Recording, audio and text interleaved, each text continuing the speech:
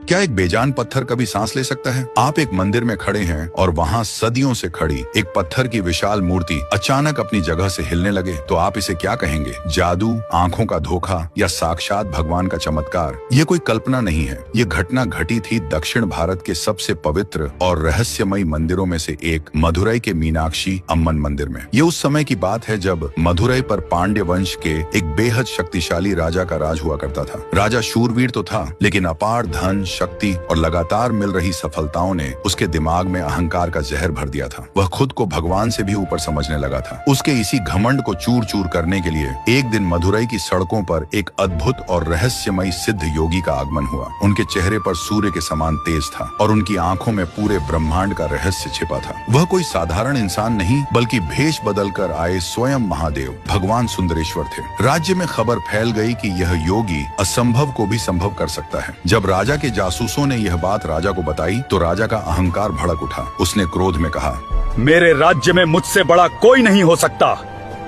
मैं इस ढोंगी की सच्चाई सबके सामने लाऊंगा। राजा अपने पूरे सैन्य बल के साथ उस सिद्ध योगी के पास पहुंचा। उस समय योगी मंदिर के एक मंडप में ध्यान मग्न थे, जिसके ठीक सामने एक विशाल पत्थर का हाथी खड़ा था। राजा ने अपने हाथ में एक गन्ना लिया और योगी की तरफ फेंकते हुए घमंड से एक चुनौती दी। मैंने सुना है तुम बहुत बड़े चमत्कारी हो।